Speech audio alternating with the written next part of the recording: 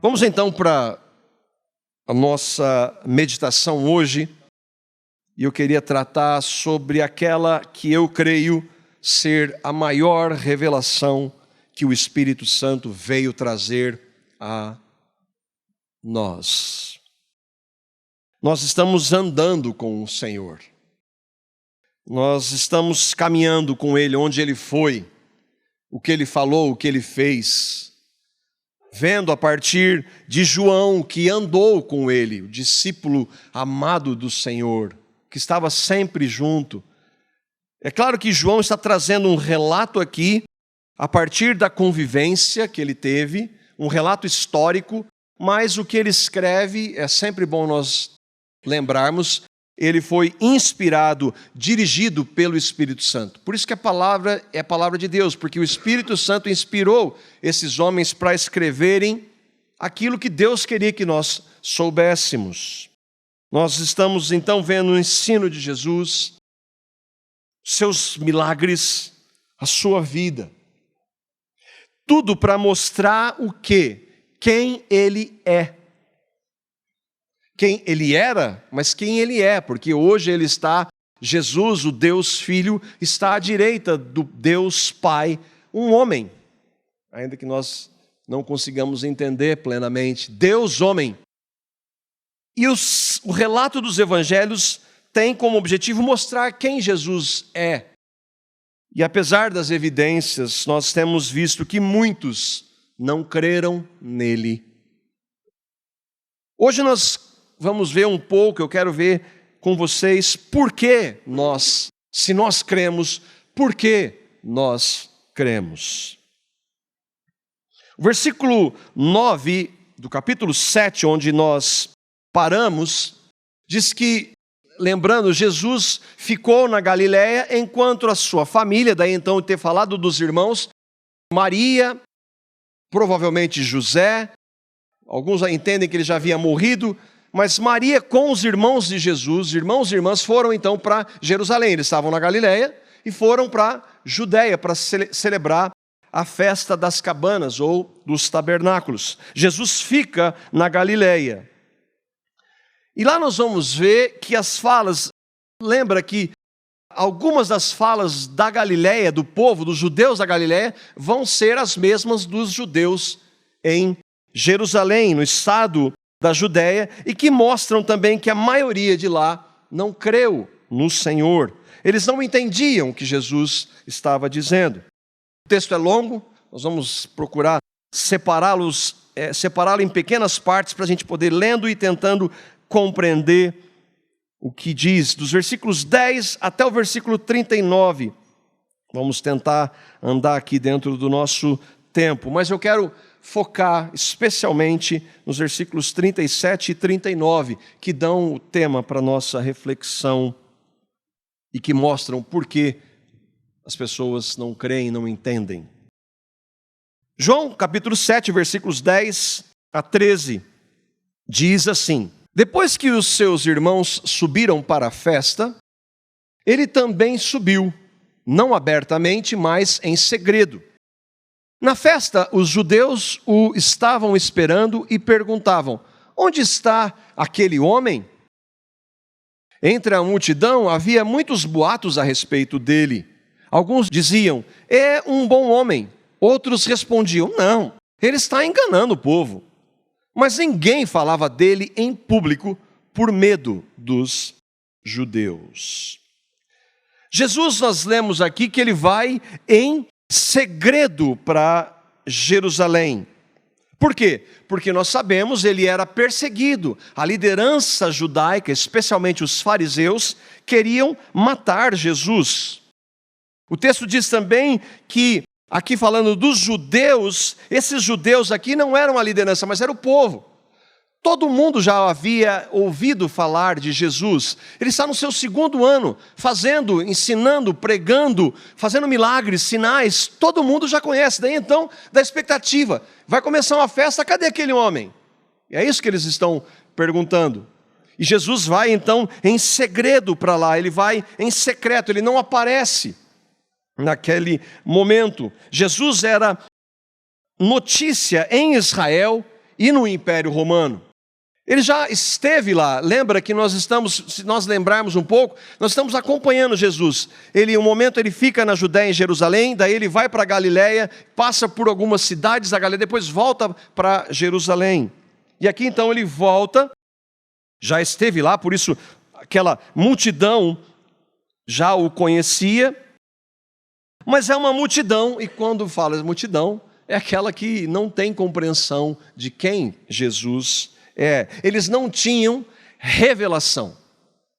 Eles não tinham essa que é a maior revelação que o Espírito de Deus veio trazer. Tanto que eles falavam, é um homem bom. O outro, não, é um enganador. Havia uma discussão em relação a quem é Jesus. Se Jesus estivesse hoje, não era a gasolina, era o WhatsApp. Quem que é Jesus? O que você acha? É uma conversa de WhatsApp a respeito de Jesus. As mídias sociais estavam falando de Jesus. Ele era o homem que mais incomodava aquela região. E era conhecido. Nós vimos, João, já falamos algumas vezes, que se fosse para colocar o que Jesus fez em todos os livros, nem todos os livros poderiam conter o que Jesus fez, de tantos sinais e milagres que ele fez, onde ele pregava em todos os lugares. Todo mundo havia ouvido falar de Jesus, mas mesmo vendo e ouvindo o que ele estava fazendo há mais ou menos 2 anos já, eles não criam. E os judeus, o povo tinha medo dos fariseus, porque se alguém dissesse que cria em Jesus, qual seria, ou que estava interessado nele, qual seria o risco? Risco de ser preso. Não foi isso que Paulo fez com muitos dos cristãos? Saulo fez? Nicodemos não foi conversar com Jesus, ele foi que horas? O fariseu foi à noite.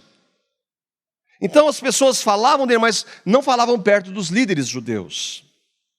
Os versículos 14 a 18.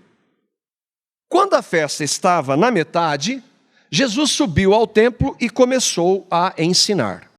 Os judeus ficaram admirados e perguntaram: como foi que este homem adquiriu tanta instrução sem ter estudado? Jesus respondeu: o meu ensino não é de mim mesmo, vem daquele que me enviou. Se alguém decidir fazer a vontade de Deus, descobrirá se o meu ensino vem de Deus ou se falo por mim mesmo. Aquele que fala por si mesmo busca a sua própria glória, mas aquele que busca a glória de quem o enviou, este é verdadeiro, não há nada de falso a seu respeito. E aqui Jesus está tratando de várias questões. Primeiro, ele estava o quê? Ensinando. Na metade da festa, lembra que nós falamos? A festa tinha ou 7 ou 8 dias. Alguns irmãos estudiosos discordam. Provavelmente 8 dias. Então, ele subiu para o início da festa e na metade da festa ele começou a pregar no templo. Muitas pessoas iam em caravanas para Jerusalém para celebrar aquela festa. Ele começou então a pregar no templo, que era o lugar onde os mestres ensinavam. E aí aqueles homens começam a refletir sobre o ensino dele. Qual era o ensino dele, irmãos? Ele. O ensino de Jesus era ele. E qual era a base do seu ensino? A Bíblia dele. A palavra dele. Que ele, na pessoa do Espírito Santo, inspirou. Por isso que nós temos que falar do quê? Dele. Não temos que falar das coisas da nossa compreensão, maculada pelo pecado. Jesus, então, veio para falar dele. Porque a expectativa do verdadeiro israelita era quem? Ele, o Messias, o Cristo. Então ele veio falar dele. De acordo com o quê? Com a sua palavra. Daí então eles, na outra versão diz, como este homem sabe estas letras?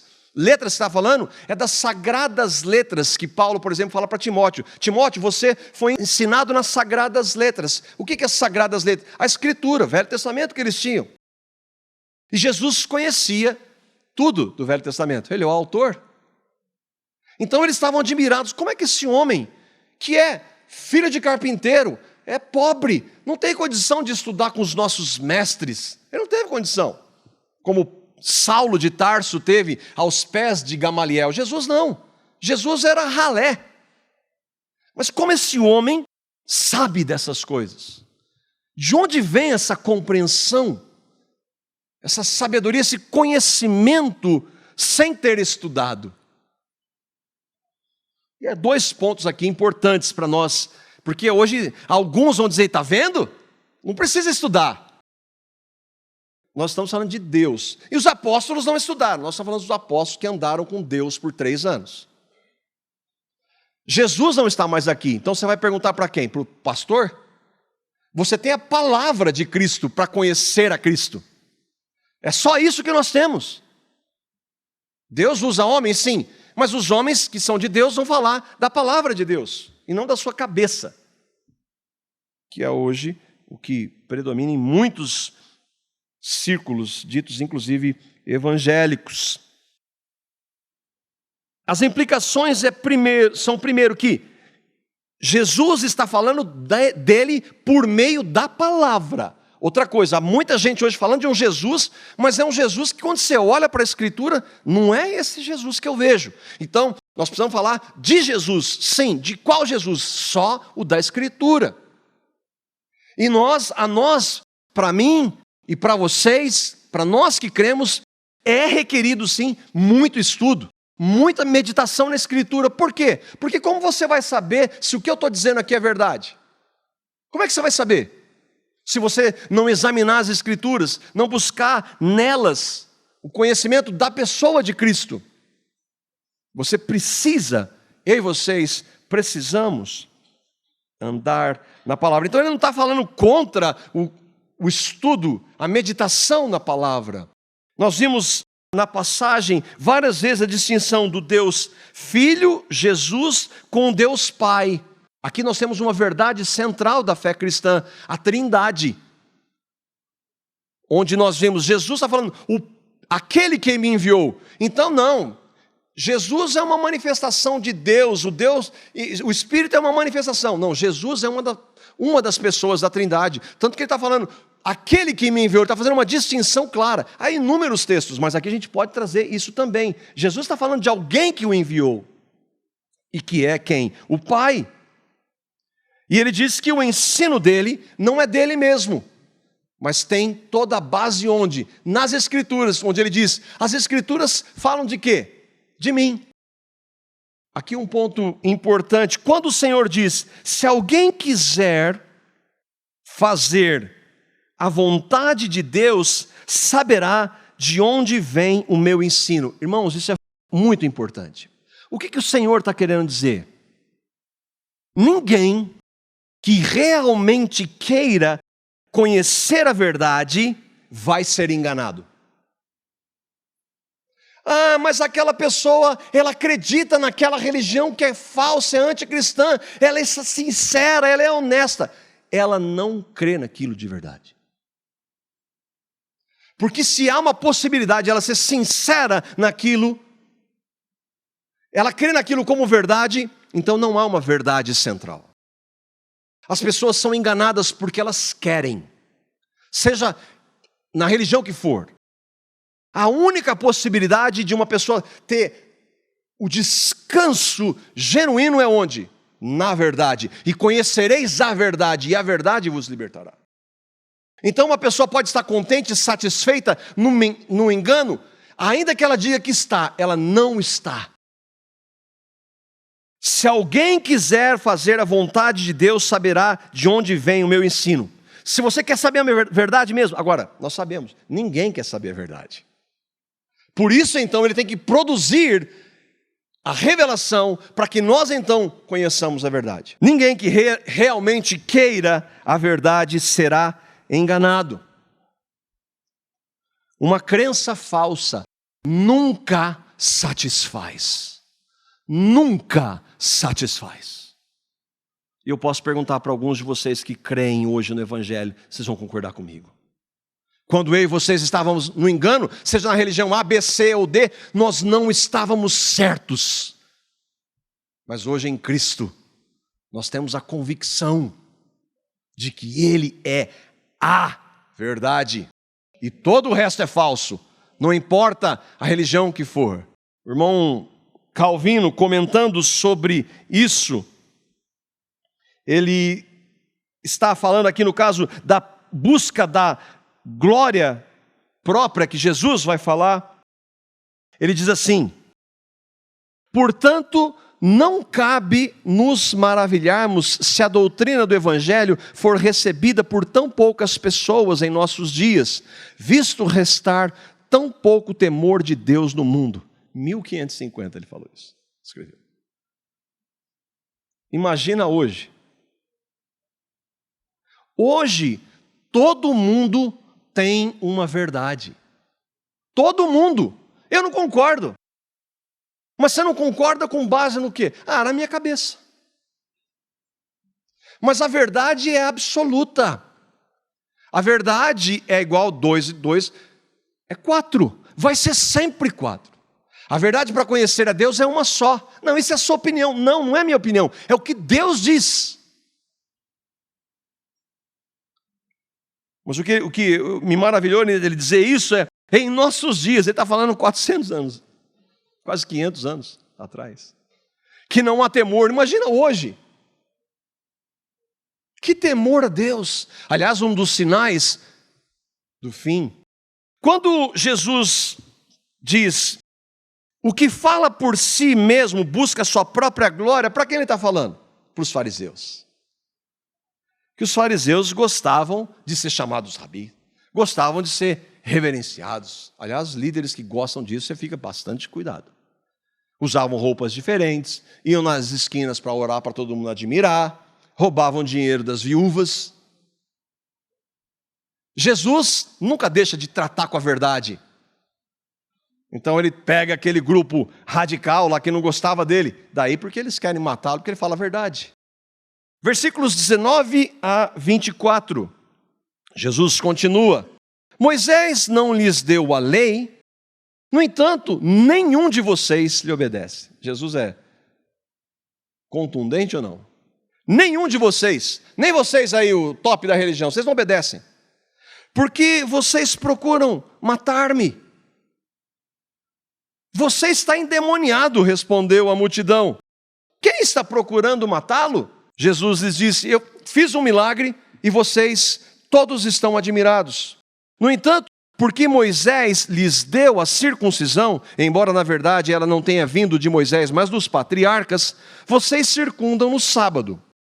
Ora, se o menino pode ser circuncidado no sábado, para que a lei de Moisés não seja quebrada, por que vocês ficam cheios de ira contra mim por ter curado completamente um homem no sábado? Não julguem apenas pela aparência, mas façam julgamentos justos. Jesus agora direciona para os líderes religiosos. Ele sempre confronta com a verdade. Irmãos, nós precisamos pensar nisso.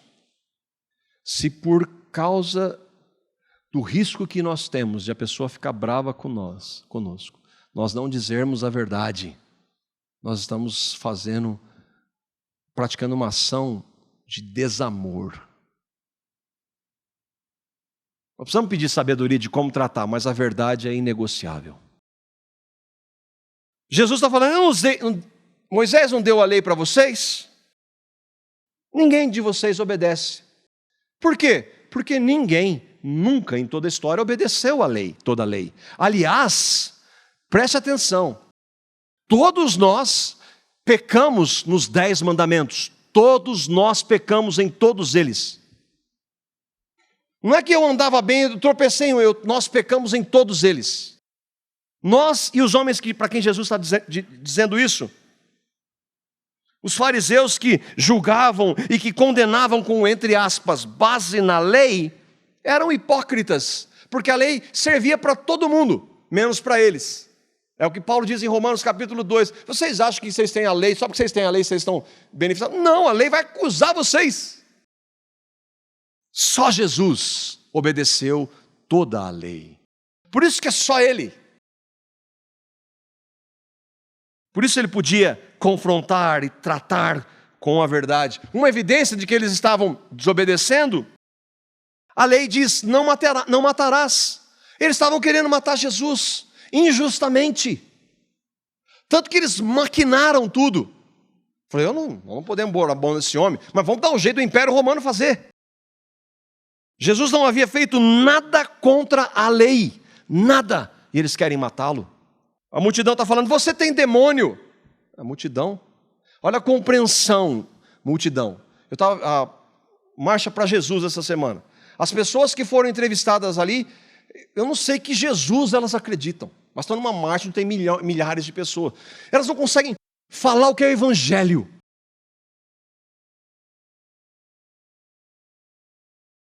Você tem demônio, disse a multidão. Que faltava para eles? Revelação do Espírito Santo. Jesus está falando do que aqui? Do paralítico que ele curou, que estava 38 anos, paralítico no tanque lá de Betesda, e que Jesus fez um milagre, curou no sábado. Não podia curar no sábado. Aí ele fala, mas vocês fazem circuncisão das crianças no sábado. Como eu não posso curar? Vocês são hipócritas. O bem deve ser feito no sábado. Com seus julgamentos, somente pela aparência, eles queriam matar Jesus. Voltando, versículos 25 a 32. Então alguns habitantes de Jerusalém começaram a perguntar. Entenda, uma hora é um bom homem, outra hora tem demônio, outra hora é um picareta. Eles não sabem, eles não conseguem entender. Por quê? Porque com a mente humana ninguém entende. Não é esse o homem que estão procurando matar? E ele está aqui falando publicamente e não lhe dizem uma palavra. Lembra que eles estavam num lugar onde os fariseus estavam procurando Jesus. O que nós lemos aqui é que, a princípio, aqueles que estavam querendo não estavam ali. Será que as autoridades chegaram à conclusão de que ele é realmente o Cristo? Puxa, se eles tivessem concluído isso. Mas nós sabemos de onde é este homem. Quando o Cristo vier, ninguém saberá de onde ele é. Enquanto ensinava no pátio do templo, Jesus exclamou, sim, vocês me conhecem e sabem de onde eu sou. Eu não estou aqui por mim mesmo, mas aquele que me enviou é verdadeiro. E vocês não o conhecem. Mas eu o conheço porque venho da parte dele e ele me enviou. Então tentaram prendê-lo, mas ninguém lhe pôs as mãos, porque a sua hora ainda não havia chegado. Assim mesmo, muitos dentre a multidão creram nele e diziam, quando o Cristo vier, farás mais sinais miraculosos que este homem fez, do que este homem fez? Os fariseus ouviram a multidão falando essas coisas a respeito dele. Então, os chefes dos sacerdotes e os fariseus enviaram guardas do templo para o prenderem. Os habitantes de Jerusalém, ao verem o Senhor Jesus pregando sem oposição naquela hora, porque agora já tem, será que eles chegaram à conclusão de que esse homem aí, esse profeta, é mesmo o Cristo? Mas aí, logo em seguida ele diz, mas nós sabemos onde ele é. Não deve ser. Será que é? O que você acha? O que você acha? Lembra que Jesus manda perguntar, o que o povo está falando a meu respeito? O povo vai falar qualquer coisa se não tiver a revelação do Espírito de Deus. Nós sabemos de onde ele é. Mas espera aí, ele não fez sinais miraculosos? Será que não é ele? O que falta para eles? Revelação. Eles estão tentando entender com uma mente natural, humana, em pecado, cegos.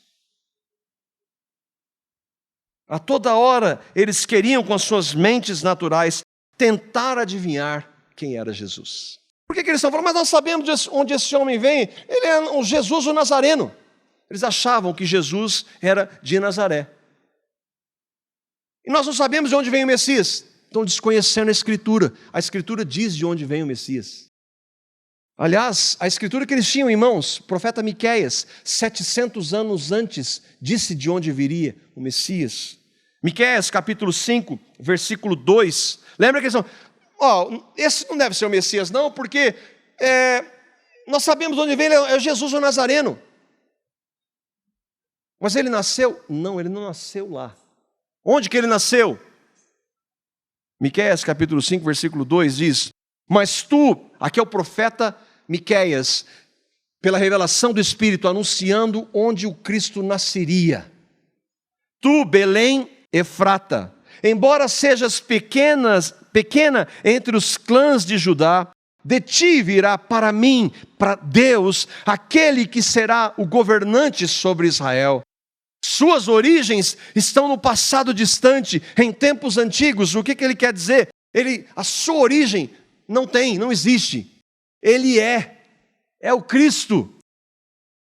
E a profecia se cumpriu? Lucas capítulo 2, versículo 11. Pois na cidade de Davi, Belém, nasceu hoje o Salvador, que é Cristo o Senhor. Foi anunciado, todo mundo ouviu essa notícia 32 anos atrás.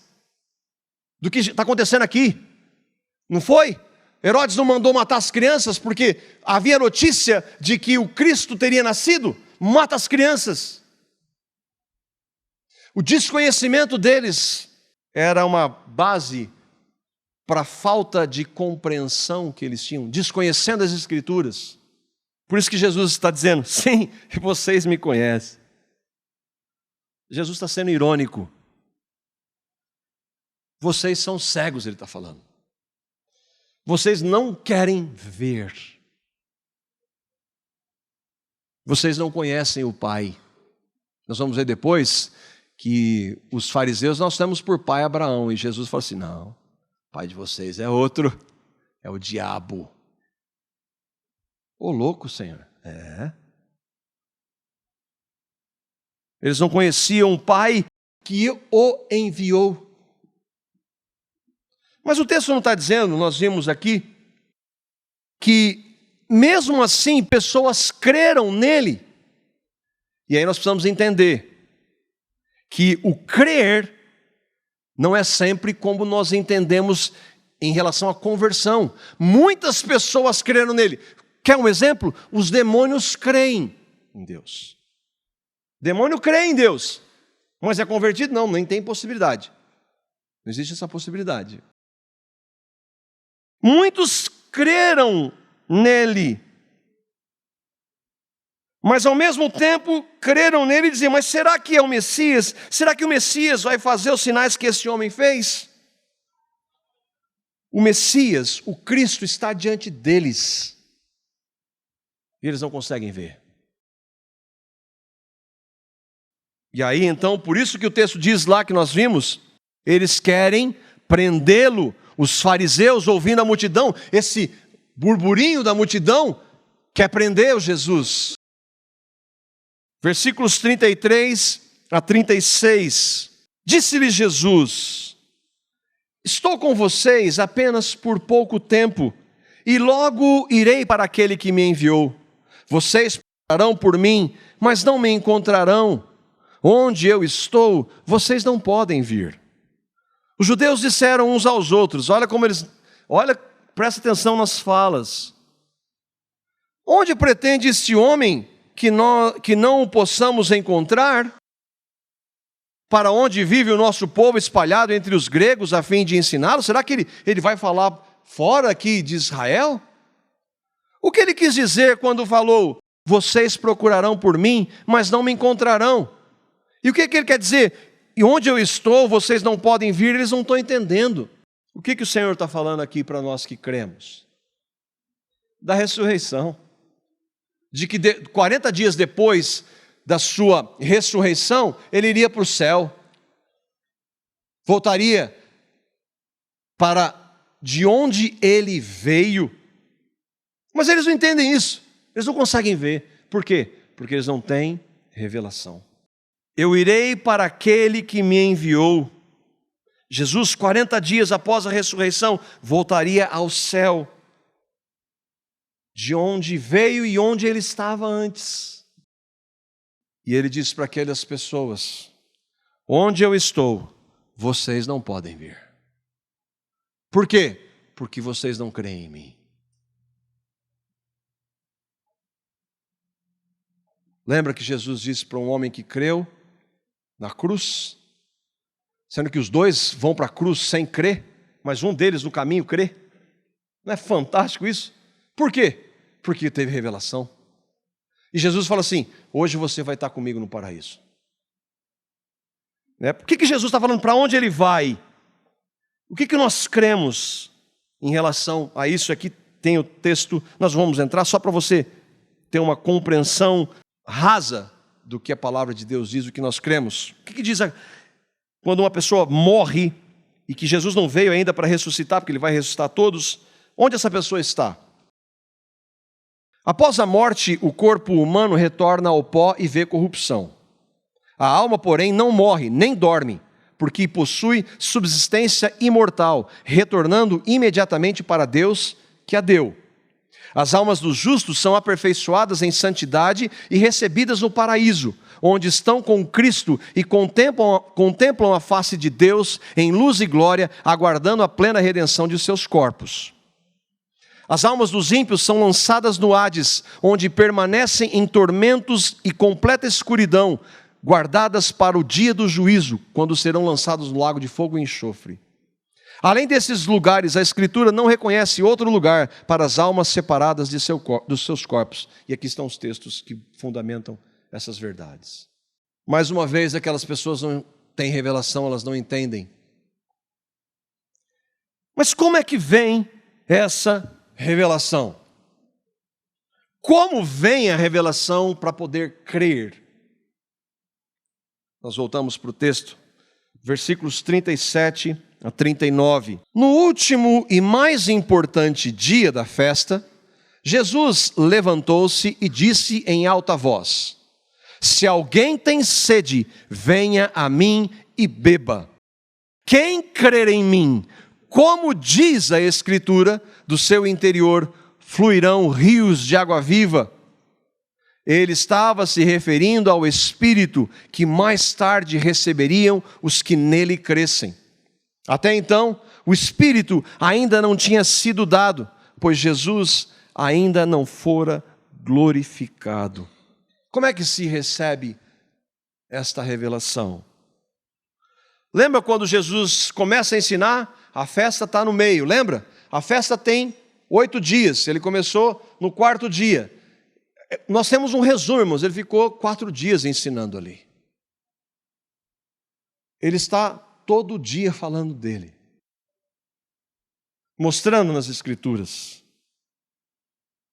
A sua pregação é para todos, não é? Ele não disse, se alguém tem sede. Se alguém de vocês que estão me ouvindo há 4 dias, e todas as vezes que vocês já me ouviram, se alguém de vocês tem sede. A pregação de Jesus é para todas as pessoas. Ele mandou ir para todo mundo e pregar o evangelho para toda criatura. Ele usa a metáfora de sede e de água. O que ele quer mostrar? Se alguém está com sede, nós sabemos às vezes disso. Nós fazemos qualquer coisa por água. Mas o homem não busca a Deus naturalmente. Ele rejeita a Deus. Mas a oferta foi feita para todos. Se alguém tem sede, e aí então ele resume, o que é essa revelação? Quem crer em mim, como diz a Escritura, do seu interior fluirão rios de água viva. O que é a revelação? É crer em Cristo. Qual a maior revelação que o Espírito Santo veio trazer? Cristo, o Evangelho. Jesus, quando foi batizado, o Espírito Santo veio sobre ele para o capacitá-lo para o ministério. Qual foi a maior capacitação? Ainda que nós não entendamos plenamente isso, foi a proclamação do Evangelho, mostrar quem ele é. Mas Jesus fez vários sinais, ressuscitou mortos inclusive, mas crer nele é maior, incomparavelmente maior, do que ressuscitar mortos que vão morrer depois de novo. Jesus resume: quem crer em mim, como diz a palavra de Deus, como diz a palavra que eu dirigi, que eu inspirei. E o que é esse crer em Jesus? O que é esse crer em Jesus? Primeiro, não é só dizer, eu creio em Jesus. O que isso significa? Nada. Porque eu sou evangélico. O que significa você dizer que é evangélico hoje? Absolutamente nada. Mas o que é? É recebê-lo como Salvador. Não somente isso, recebê-lo, porque se você o recebeu como Salvador, ele vai ser inevitavelmente Senhor da sua vida. E sabe o que é ser Senhor? Ele vai governar a sua vida.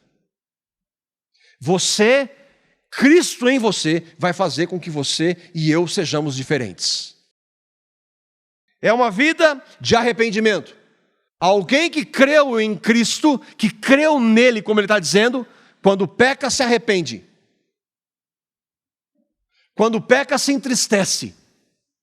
Não é impecável, mas quando peca, porque tem o Espírito Santo, que é quem revela Cristo, mostra para ele e ele se arrepende. Qual o pecado? De todos.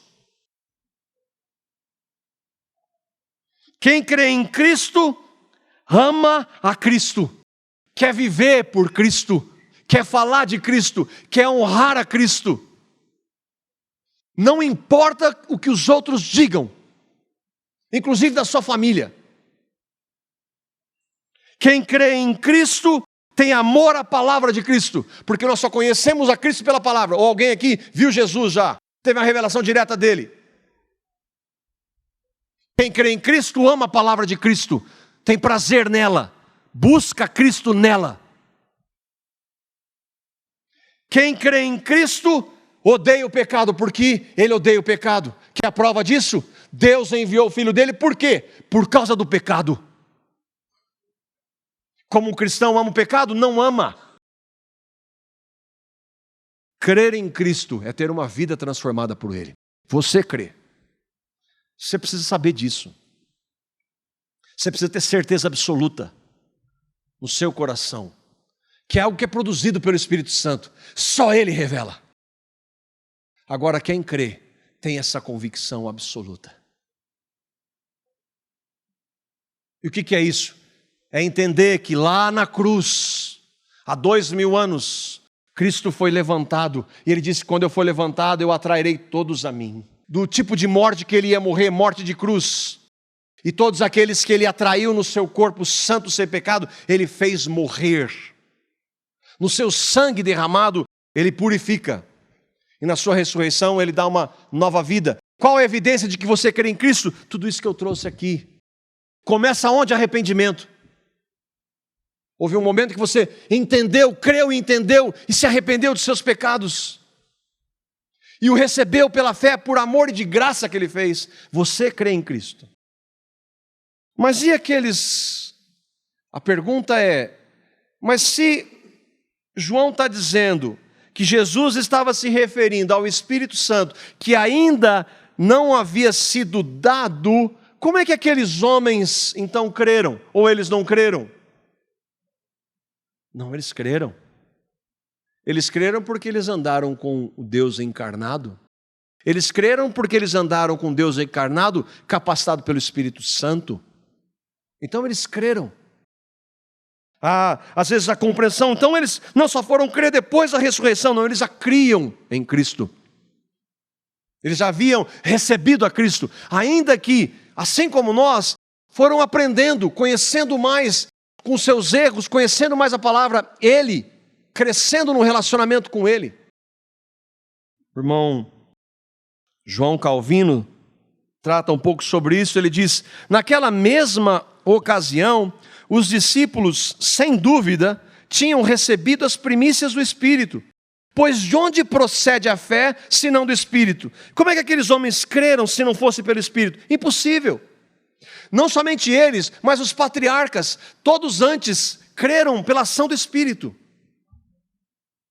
O evangelista, pois, quando ele fala que o Espírito não havia sido dado, não afirma absolutamente que a graça do Espírito não fora oferecida e outorgada aos crentes antes da morte de Cristo, mas que ele ainda não era tão luzente e eminente como veio a ser mais tarde. Hoje, o Espírito Santo habita naqueles que creem.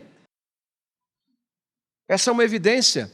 Se você crê, o Espírito de Deus testifica o nosso espírito que nós somos filhos de Deus.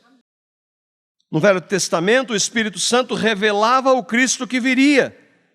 Em Cristo, o Espírito está em Cristo, dirigido àqueles irmãos. Não há diferença.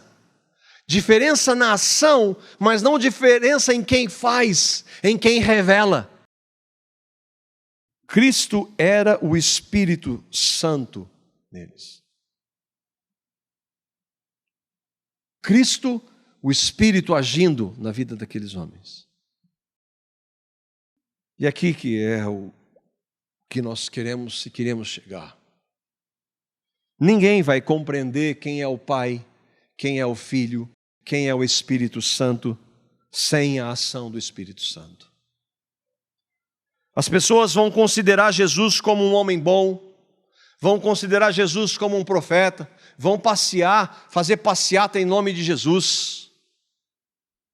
Não estou dizendo que aqui todo mundo lá que nem crê, mas eu diria que boa parte não faz a menor ideia do que está acontecendo ali.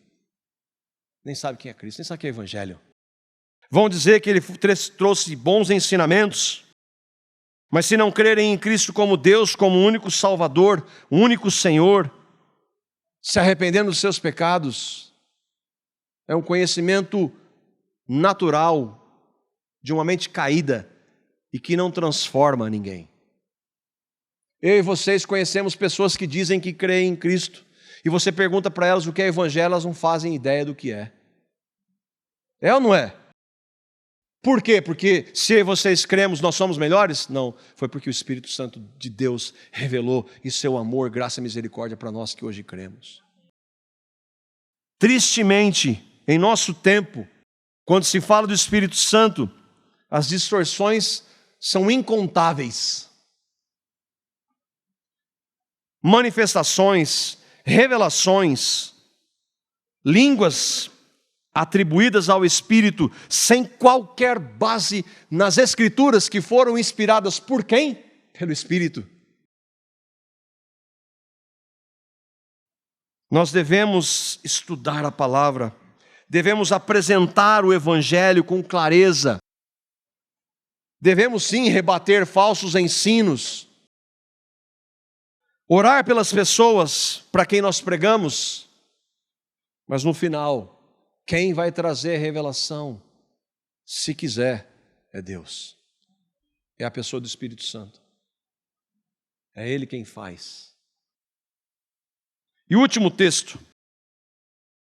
Como nós vamos passar por ele, se o Senhor permitir, se Jesus não voltar até lá, daqui a um tempo ainda, então eu queria ler João 16, 7, 11, e nós terminamos aqui. É uma outra forma de dizer o que João acabou de falar, que o Espírito Santo ainda não havia sido dado. Mas eu lhes afirmo que é para o bem de vocês que eu vou. Se eu não for, o conselheiro ou o consolador não virá para vocês. Mas se eu for, eu o enviarei. Quando ele vier, convencerá o mundo do pecado, da justiça e do juízo. Do pecado, porque os homens não creem em mim. Da justiça, porque eu vou para o Pai, e vocês não me verão mais. E do juízo, porque o príncipe desse mundo já está condenado. O que Jesus está dizendo aqui? Primeiro, que ele enviaria o Espírito Santo. Por isso, quando o Espírito Santo que você ouve falar, não foca em Cristo, não é o Espírito Santo. Jesus disse que ele enviaria o Espírito para falar dele. Ele vai trazer tudo o que eu ensinei.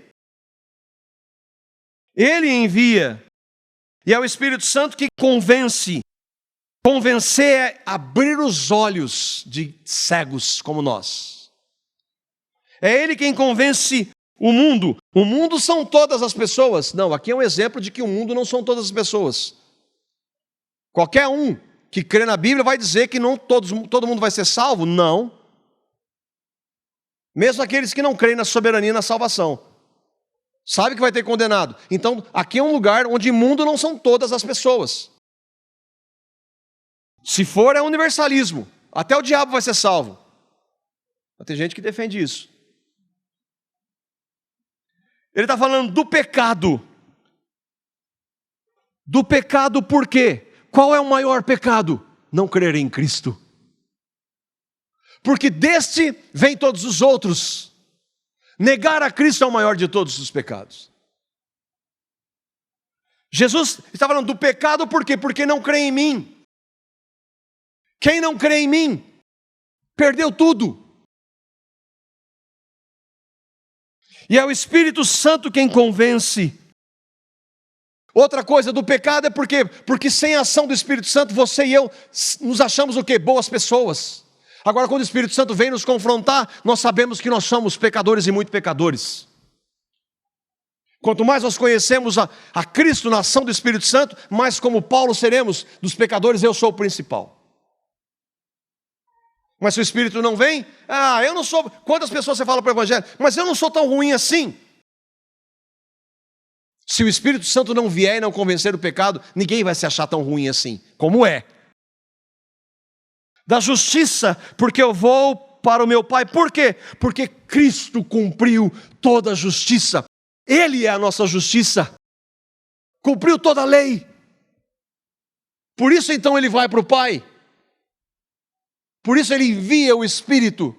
Por isso ele media eu e vocês que cremos diante do Pai. Ele é o justo, ele é a justiça. E do juízo, porque o príncipe desse mundo já está condenado, mas desse jeito o diabo tem os seus dias contados. Está um caos nesse mundo, mas está contadinho diante de Deus. Jesus reina, irmãos. Ele governa. Mas eu estou sofrendo. Ele está no controle. Pensa, se você crê nele, ele tem um propósito para a sua vida, ao invés de achar que ele está fora de controle. O príncipe desse mundo já está condenado. Ele não pode nada contra aqueles que creem em Cristo. Nada. O diabo e os incrédulos já estão condenados. Só falta a concretização. Quando ela acontece, nós não sabemos, mas nós esperamos por aquele dia. O dia que encontraremos o nosso Senhor. E nós somos gratos a Ele, porque Ele, por sua maravilhosa graça, concedeu o Espírito Santo para nos mostrar quem nós somos e mostrar o que o Filho fez por nós. Amém?